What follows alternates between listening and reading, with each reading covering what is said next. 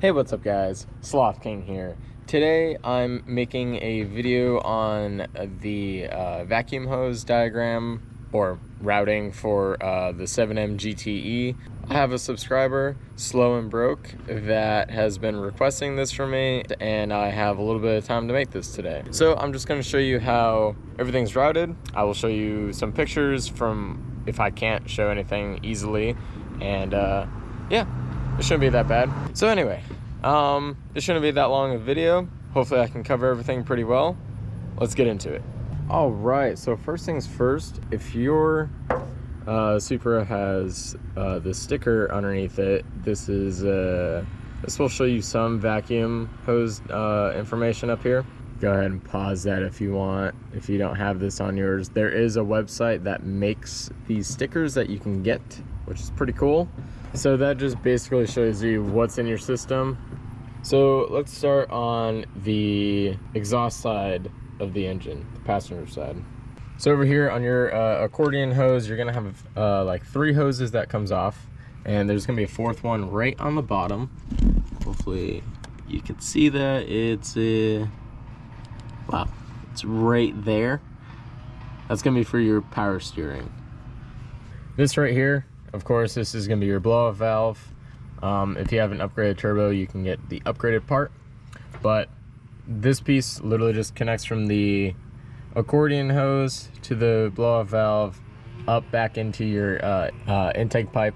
So this vacuum line, if you still have this factory hose, there's going to be a small hard line underneath that runs over on this side of the engine. It's going to loop down, and then there's going to be a metal connection down there that it's going to tee off on. So we're going to follow that down. Right down here, it's going to be really hard to see. It's going to be not this one, but the one right behind it, right on the top of my finger. That's going to be the hose that connects to this metal piece back here. It's really hard to see. You can probably see it from right up here. It's going to be this hose, because there's a bracket under here that has a few hard lines that connects from either side of the engine. You're going to see that it's a thicker pipe on the bottom. You're going to see it in person a lot better than on here.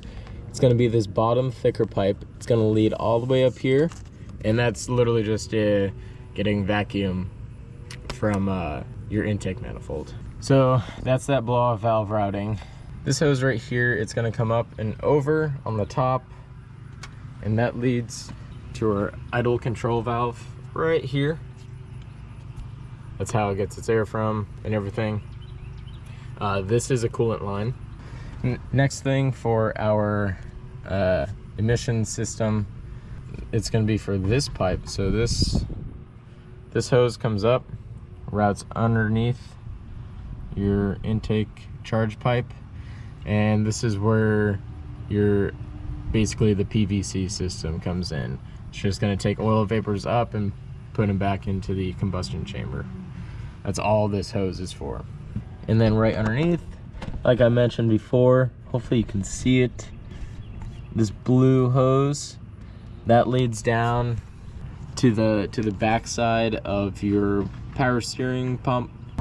There's a little valve on that side that's how it just activates. And actually there's gonna be like 2 sides to it, so there's gonna be a hard line up front here as well. It's gonna lead all the way up and around. See that blue vacuum hose right there? That's coming from, and then it just tees into this big hose that I mentioned earlier, or big hard line that I mentioned earlier. That just goes into your intake. So that's how that gets vacuum as well. And now while we're over here, we're going to talk about the fuel pressure regulator. Its vacuum line comes off of here, and then it tees off on this bottom piece. It's gonna be the smaller bottom one on the left-hand side. It's gonna follow all the way around, and it's gonna be for this vacuum switching valve right here. So this vacuum switching valve, this is gonna be for your fuel pressure regulator. It's gonna come up. You're gonna see this other hose that comes off of this side, and it's going to tee right on to this other backside of the fatter hard line. You'll feel it in person. It literally just loops up and around to this VSV. And then if we're looking at our intake, the port on the right comes up and over. Follow it down. It's going to be for this one right here. If you follow this all the way down and back, it leads to this other VSV. So it's going to tee off of here, go down, come up and around, and then it's going to connect right there.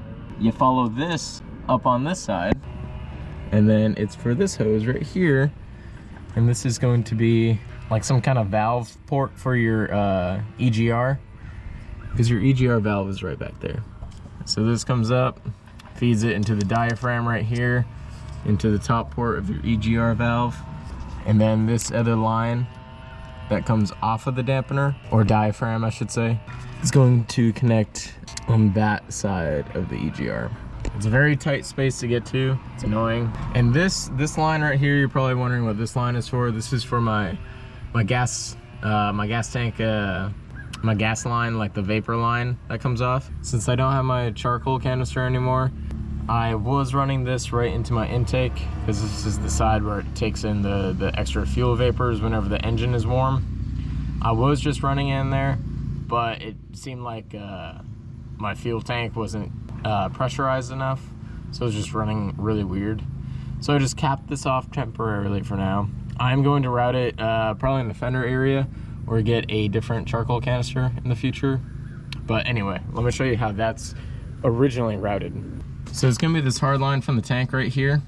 It's gonna come out, and then you're gonna have your charcoal canister sitting right here. This line's gonna come into it, and then there's gonna be a line that comes off that runs all the way over here to this mount, which is mounted right onto your mass airflow sensor. And then this line comes up and over, and it meets right over here, and then it comes up, and then you're supposed to have a sensor, a valve called the BVSV. Yeah, BVSV. And then what that is, that's basically whenever the car's like warm enough, there's a valve that opens up that sends the extra fuel vapors into the combustion chamber. So there's like two ports that sit on top. The top port comes in from the charcoal canister, and then the bottom port, whenever it gets warm enough, it'll open up. That line is supposed to run to this bottom piece right here, comes all the way over, tees off of there, and then right into your intake. And yeah, that's how the emission part works. I don't have it hooked up because the original owner took off the charcoal canister, so I'm just stuck without it. All right, and then the final part, this right here, this is your boost controller. Not boost controller, this is your boost reading sensor for your boost gauge on your dashboard. So it's controlled via vacuum. So there's a vacuum line that comes off. It runs up over here. There's gonna be a T right here, and then it just tees into this part of your intake. It's pretty easy. And then there's also another T that comes off that feeds, right now this feeds my aftermarket boost gauge, but what this is also supposed to do, it's supposed to feed your cruise control if you still have it. And yeah, that's why there's usually a T there for that. That should be about it. I will try to get like better pictures that I can try to find and pull up so you can see how this is routed. All right guys, so that's your basic 7M GTE vacuum line routing. Hopefully I showed everything pretty well.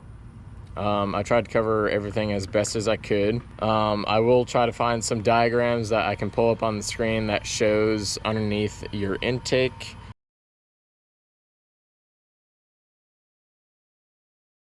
Because that whole thing with all those hard lines that gets bolted on, and then you have your vacuum lines that come off of it, it's kind of a pain to show on camera. So slow and broke, hopefully this helped you out. And if you have any more questions, let me know. Just comment below. For anyone else that found this pretty helpful, make sure you leave a like, subscribe to see more videos like these. I'll catch you on the next ride.